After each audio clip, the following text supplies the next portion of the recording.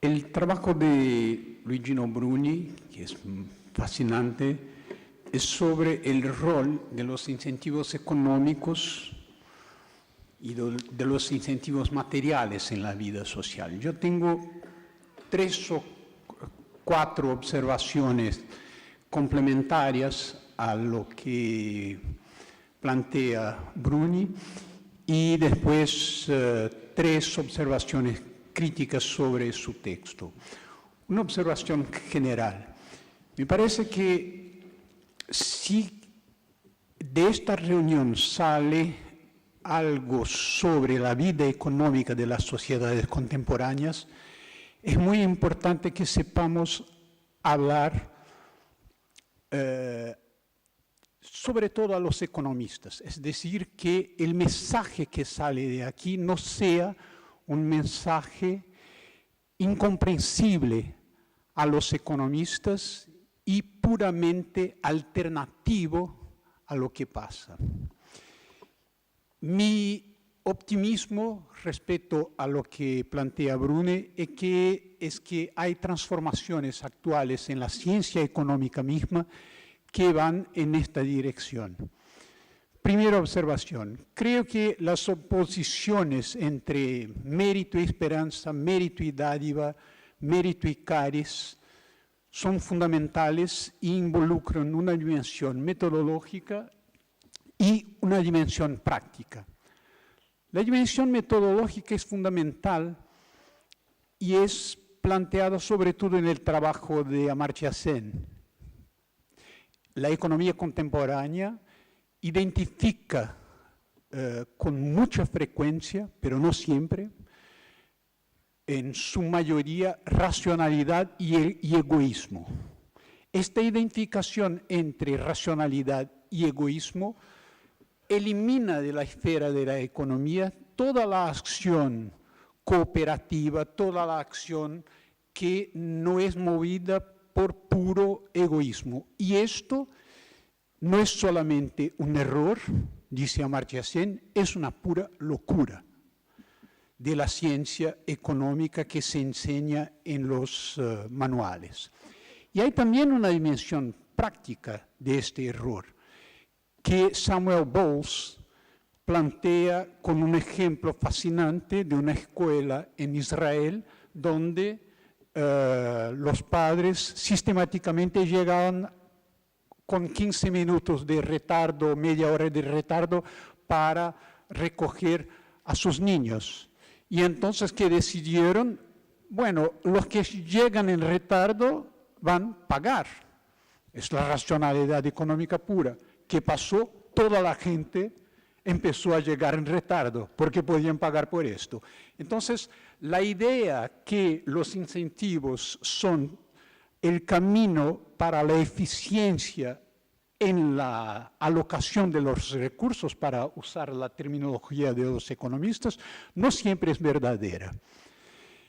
2, creo, mi segundo planteo es que es importante reconocer que la identificación entre racionalidad y interés egoísta, que en última análisis es el tema, a mi juicio, del paper de Bruni, el interés, pierde prestigio en la economía. No solo Amartya Sen, premio Nobel, pero Akerlof, el teórico de la cooperación, Kahneman, que contesta la idea padrón de racionalidad, y ahora el premio Nobel de este año, Richard Thaler, también que contesta la idea de racionalidad, pero no solo ellos, la economía institucional de Douglas North y la economía del cuidado elaborada por Tania Singer del Instituto Max Planck.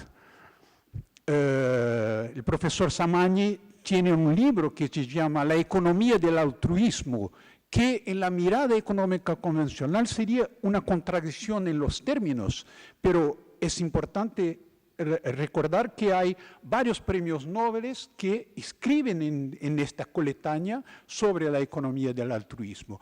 Yo creo fundamental que podamos incorporar esto en nuestro racionamiento.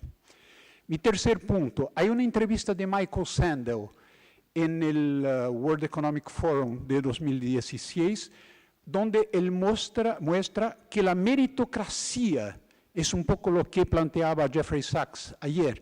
La meritocracia en Estados Unidos tiene una función destructiva impresionante sobre la cohesión social. El mérito no era simplemente el resultado del esfuerzo, del trabajo, etcétera, pero mucho más que eso, el mérito se convirtió, como lo plantea Brune, en meritocracia, es decir, un sistema donde la gente que logra acceder a posiciones conocidas como posiciones de mérito, tienen una diferencia social de ingreso, de posición en la sociedad, que no solo es injusta, pero que compromete la noción misma de comunidad. Lo que está en juego en la meritocracia es nuestra capacidad de vida en común. Este planteamiento de Michael Sandel me parece mucho importante. La meritocracia es un camino de amplificar las desigualdades. Mi última observación sobre el texto es que yo creo que es muy importante incorporar a este razonamiento toda la literatura de sociología económica y sobre todo la nueva sociología económica inaugurada por Mark Granovetter. ¿Por qué? Porque Mark Granovetter, y esto para un eventual documento sobre economía que salga de aquí, esto es fundamental. Nuestro punto decisivo es que la economía no es una esfera institucionalmente autónoma de la vida social, pero que está embedded, está inserida, está dentro de la vida social y dentro de la vida natural también, por supuesto. Es decir, que las relaciones económicas necesariamente involucran algún tipo de relación humana que no es puramente y solamente económica. Mis puntos críticos. Primero, cuando tú dices, Luigino Brune, whenever human relationships assume a mercantile registry, there is an invincible tendency to drive out and destroy just that something vague and difficult to define, that subtle and essential thing called gratuitousness. Mi impresión es que justamente sería interesante pensar esta frase a la luz de la contribución de la sociología económica. Me pregunto si en toda relación económica no hay algún componente no económico de gratuidad, es decir, si las relaciones económicas pueden ser definidas como relaciones puramente de interés. Mi segunda observación es que, y voy a plantear esto mañana en mi ponencia, es que el control del espíritu humano provocado por la revolución digital contemporánea me parece mucho más grave que las motivaciones provocadas por interés. La manera como somos adictos, viciados en los botones de Facebook, etcétera, etcétera. Esto no involucra simplemente interés, involucra una capacidad de interferencia de los gigantes digitales en nuestro espíritu, tal vez quizás en nuestros corazones, que es inédito en la historia del capitalismo. Y por fin, yo estoy curioso para saber cómo incorpora en su razonamiento la contribución justamente de Richard Thaler, es decir, como los nudges, como la manera de despertar en las personas intereses que les permitan hacer las cosas correctas, ¿cómo se incorpora esto a su razonamiento? Richard Thaler y Cass Sunstein llaman esto de paternalismo libertario. Por ejemplo, la manera de presentar la comida en los restaurantes de los niños puede tener consecuencias sobre la salud de los niños al alimentarse. Esto es mucho más que interés, pero involucra algo paternalista, pero en la tradición americana no un paternalismo autoritario, sino que libertario. Gracias. Muchas gracias, Ricardo. Pasamos entonces al comentario de Annett.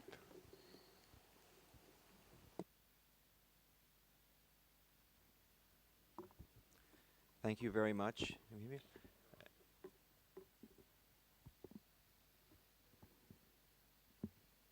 What am I looking at? Oh. Thank you very much for the opportunity to comment on Luigino's paper, which I really liked a lot, though I've liked Luigino's work for a long time, and I don't feel I am merited to be able to respond, but since we don't believe in meritocracy, then I'll respond. I think that I'll just give a few very brief comments and reactions, just not really in any particular sequence as they occurred to me in the time that I have. But I want to start with when Luigino talked about the theology of merit has been, I think you said, secularized and universalized.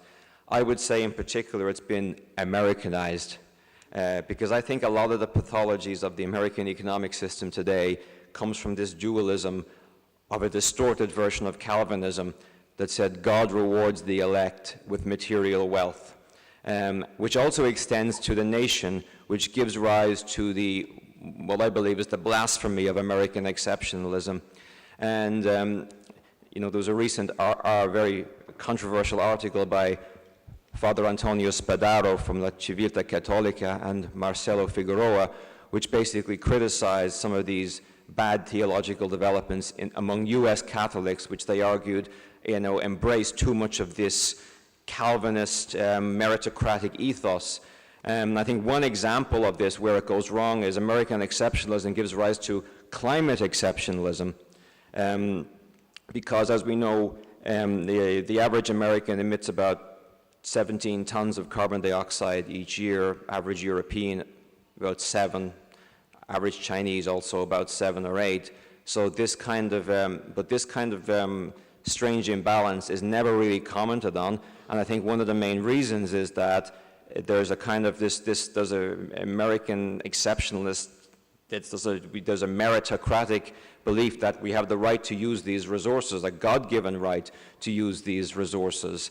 This also is related, of course, to the ideology of libertarianism, market ideology, neoliberalism, call it whatever you want, which is rooted in this kind of individualistic rejection of the common good, and of course it's defended, as Luigino noted quite eloquently, by a merit theory of capitalism, that, you know, the only way you can really defend this inequality is to believe that the winners have earned the rewards and the losers are simply undeserving, and if you lose, you only have yourself to blame.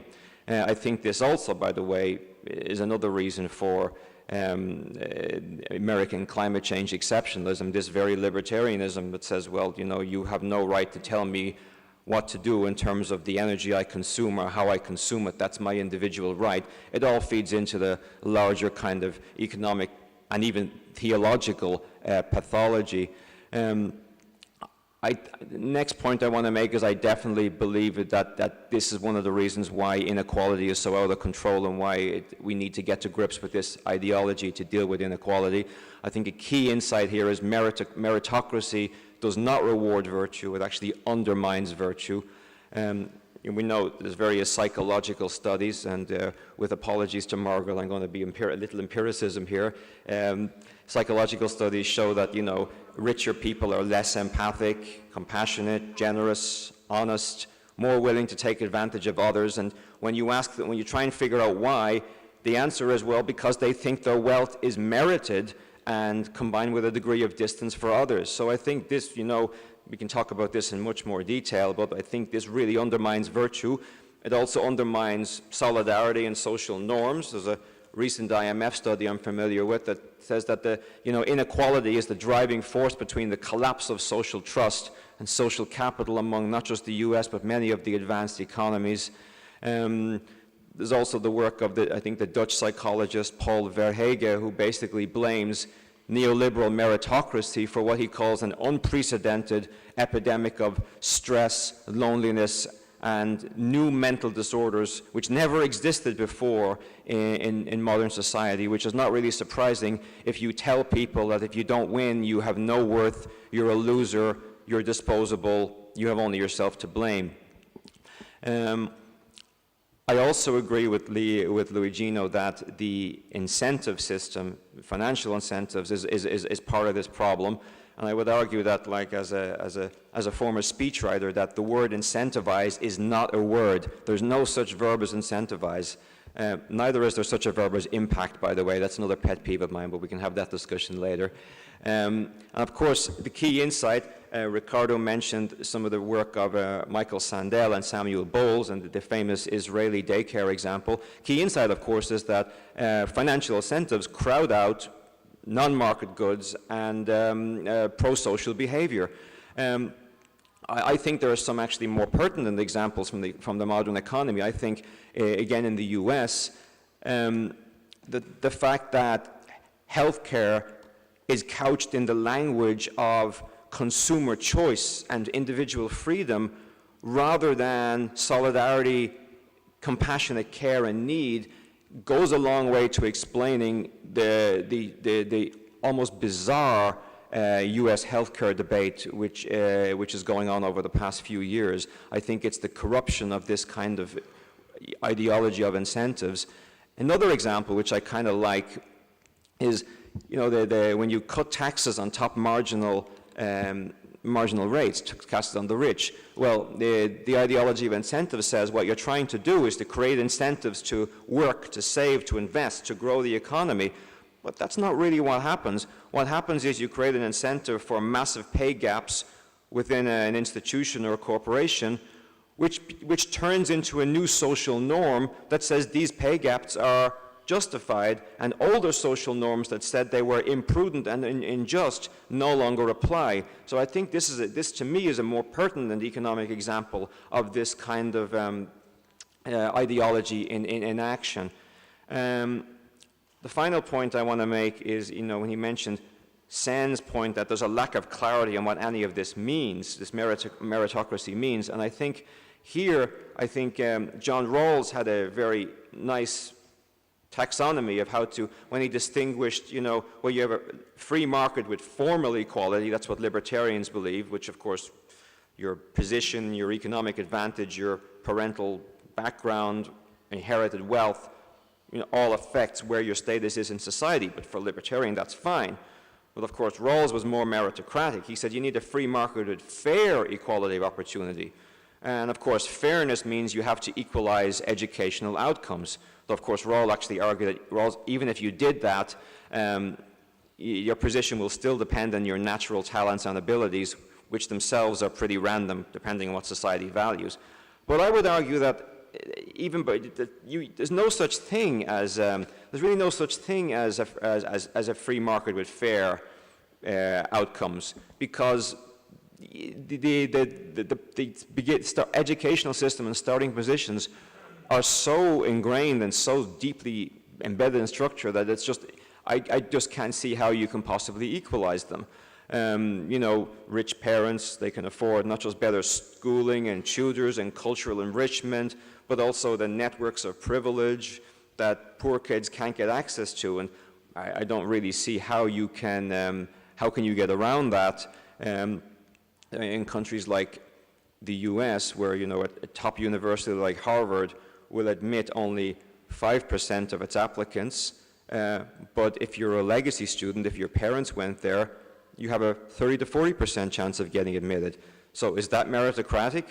Of course not, but nobody talks about this because it's part of the embedded system. But even in European countries where university access is more supposedly meritocratic and more fair and less based on parental income and more blind, you still have the upper middle class kids absolutely dominating higher education. So I would argue that a key problem here is the intergenerational propagation of privilege.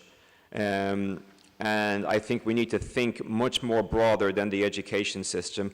We need to think the opposite of what's going on in the US now. I think we actually need to think of massive taxation on inherited wealth, not cutting taxes on inherited wealth.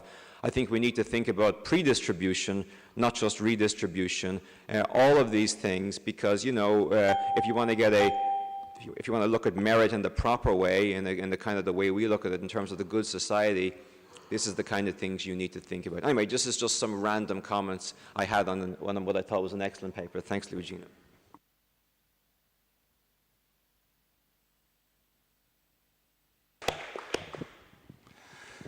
Bueno, tenemos unos pocos minutos de acuerdo al programa previsto para 2 o 3 preguntas y las respuestas finales de Luigino. I have 2 small comments only. The first comment is that family firms, small and medium family firms, have always been reluctant to work with incentives in the same way as large companies do that. And that's why I think it's very important to also be aware of the varieties of capitalism. So there's not one capitalism, there are different types of capitalism, and we have to all over again to repeat this. And the second thing is that if there is a culture which is even more meritocratic and in a way also putting pressure on people, is the Chinese culture. I used to live 5 weeks in China, and what the kind of meritocracy which you perceive in that country is, even from my experience, even larger than in the US. And by the way, this may be allowed to be said, that I would like to have a Chinese person also here discussing with that in the future.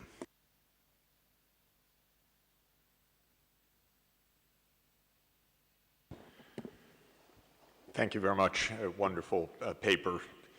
I want to emphasize how important it is for us to keep in perspective the changing nature of technology and the kind of economy that we're living in.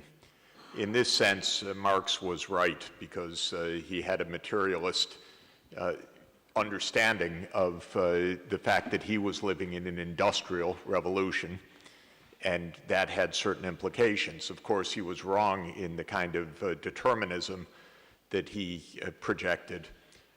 But we would make a big mistake thinking we're just dealing with capitalism or market economy without discussing the concrete or dematerial ways that it operates right now. Ricardo's paper is superb in its discussion of what it means to be in the information revolution.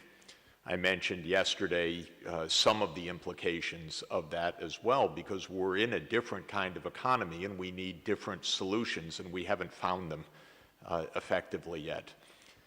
This morning, if you look on the market capitalization of companies, the top 5 companies in world market capitalization are Apple, Alphabet, which is Google, Microsoft, Facebook, and Amazon. As of this morning, they're worth $3 trillion, just the 5 companies. They increased in value in the last 12 months, $690 billion. This is really telling us something. What kind of social action in the face of that? What does this mean? Because I don't want us to champion solutions that are not at scale, that are not commensurate with the nature of what we face, how to mobilize which we discussed a little bit yesterday, in a world that is atomized, deunionized, where institutions are, intermediary institutions are actually tremendously weakened by these developments. That's also part of Ricardo's message, that the very design of the information technologies is to separate us, even to isolate us in an odd kind of way, to connect us, but to connect us not with the general information or the general good, but with very targeted messages.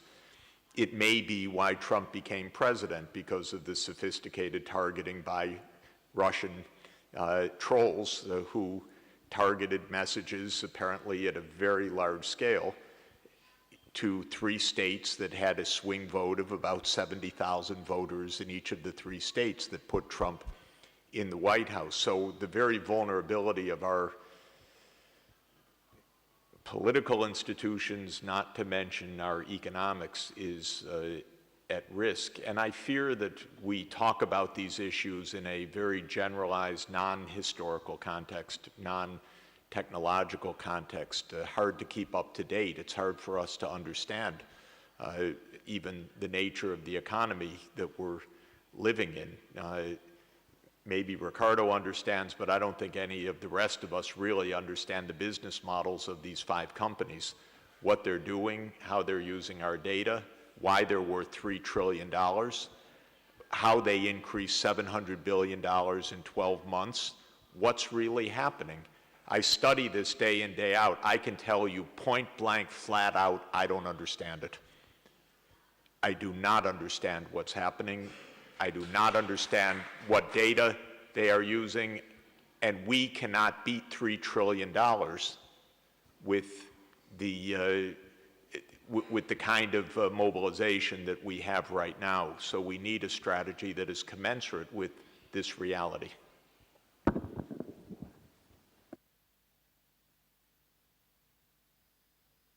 Yeah, short question is as follows. It takes up the point about Mr. Thaler, who just won the Nobel Prize, who makes out of the item of incentives a more general theory, which is theory of behavioral economics.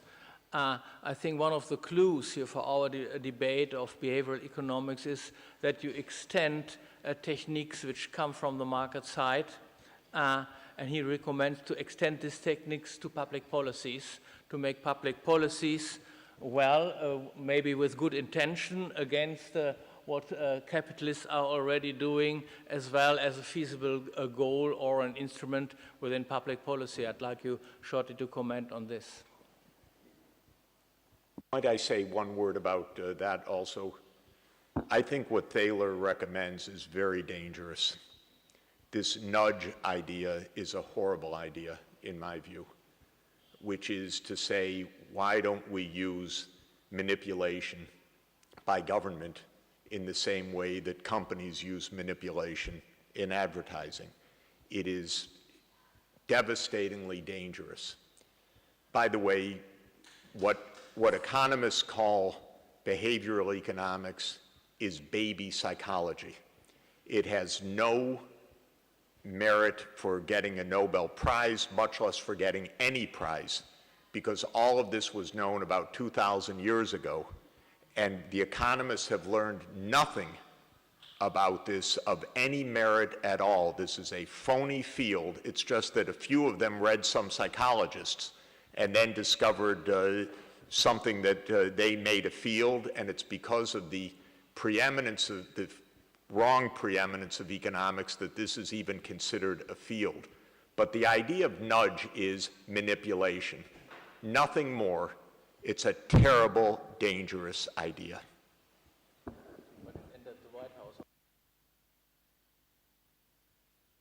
Thank you.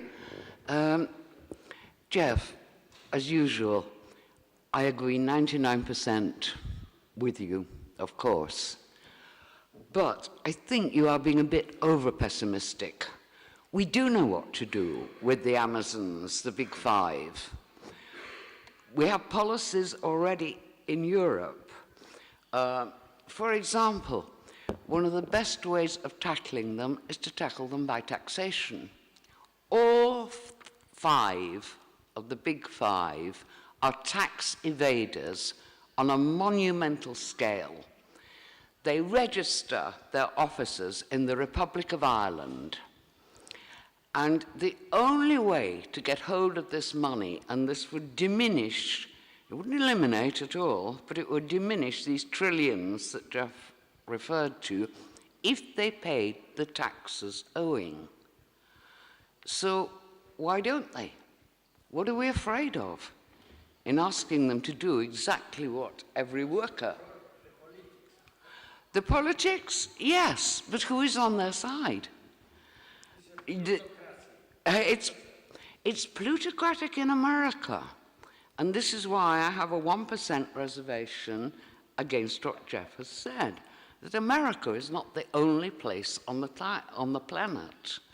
The EU has a policy, which it has never enforced, of unitary taxation, that you do not take their financial, fiscal figures as the figures that pertain to the Republic of Ireland. Well, what do they have? They just have a building. They don't produce there, it's not consumed there, it's not bought there, it's not invented there. Tax them hard, but tax them for their overall economic activity, not for the bit that they register in the Republic of Ireland. Secondly, mode of attack, because this is one of the biggest dangers that the whole world is facing, is that they are not the only players in the market. In the history of digitalization, it did not begin in the economy, it began in the United States at the end of the Second World War in the military. When it began to grow in the 50s and 60s, we had, yes, they would love to call it a turning point. I hate the term because it can only be used post hoc. But things could have been completely different because some of the leaders of digitalization were what I call the diffusionists. They were not the blood brothers of the capitalist establishment. We know them best through Wikipedia, and we have had Jimmy Wales here on 3 occasions, Marcelo, telling us how a genuine free service operated by all of us, at least accessible to all of us, can flourish. I use it most weeks. I have more confidence in its data and pronouncement than, because it can be corrected by each and every one of us, than in anything that comes out of Microsoft or any of the other outlets, which are indeed manipulative. But we don't make enough use of diffusionism. We make a use that is hidden. When the Linux source code was made freely available, I mean, does everybody know this is actually the main source code that resources most of the digital devices in the world? But what credit does Linux get? None whatsoever. There is plenty that we can do through diffusionism and through making use of these sources. Finally, one of them is political. Why don't we try some UN legislation that really says, get the hell off Twitter, Mr. President and Madam Prime Minister?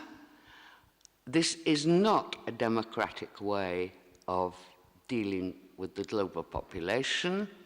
This is a combination of the cult of the personality, and it's a red-necked personality, whether we're talking about Britain or the United States. It could be stopped. The only way it works is because there is no embargo on it. It's an instant reaction by redneck politicos, and there seems, and this is what I don't understand, there seems to be no build-up of a pressure against this practice, which is fundamentally anti-democratic, because not everybody has the same access and the same preparedness of the population to take these as real political contributions, which they are not. They're expressions of politicos who are hanging on to their posts, often posts that they barely have control of, as Jeff said. Yes, it was a marginal victory, just as it was a marginal victory for Theresa May, which she threw away 3 months ago, when she declared an election to try and manipulate greater power.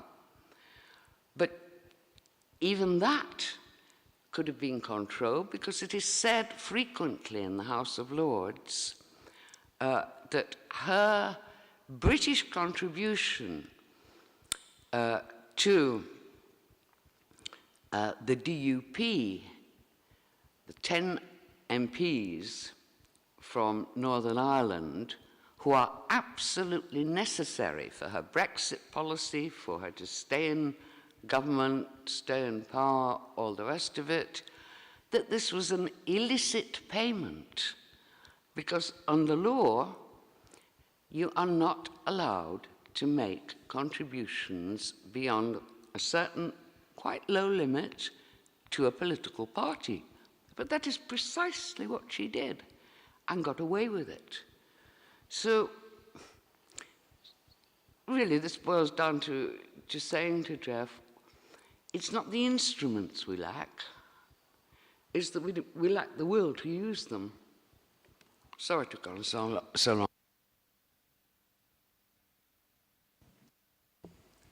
Yes, thank you. I think that in his paper, Luigino has a strong point of great relevance from both methodological point of view and theoretical point of view. I mean, his critique of the incentives, as, well, I don't want to repeat what he already said, is based on the following, that standard economic theory assumes the additivity hypothesis, according to which extrinsic motivations add over the intrinsic motivation. So if we keep to that hypothesis, it is obvious that economic theory should use and should suggest incentives, because it is obvious that the answer would be other people, ethicists, moral science or social scientists, they take care of the intrinsic motivation, how to enhance them, etc. And we economists, we take care for extrinsic. And it is obvious that for extrinsic motivation, you need incentives. That is obvious. So if we want to change the situation, we have to fight or to criticize heavily the additivity assumption, because we know from the crowding out, crowding in phenomena that the extrinsic motivations, if they are incentivated, crowd out the intrinsic motivation. That is perhaps my reading of the topic developed by Luigino. Now, the other point very quickly, Jeff, you said behavioral economics. I agree. Everybody knows that behavioral economics has no rigorous foundation. Everybody, only stupid people believe that they have a foundation, because the only foundation is psychology. But psychology is a science, which has and not behavioral. But I read the fact that the Taylor Nobel Prize in a positive sense, because that is a sign of the irreversible crisis of mainstream economics. Because the very moment that a discipline like economics is compelled to award with the Nobel Prize somebody, by the way, Taylor was not an economist, was a psychologist, that is the sign that something is on the verge of major changes. So let us be a bit optimistic. Thank you.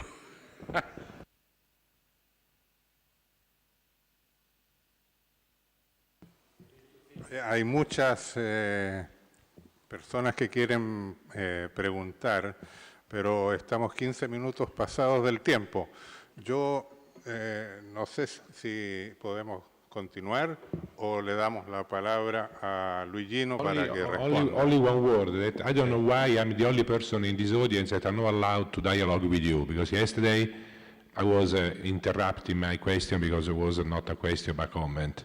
Today I cannot have the chance to reply to the comments. I'm the only one with this treatment, that I accept democratically. Probably I deserve this behavior, and thank you very much.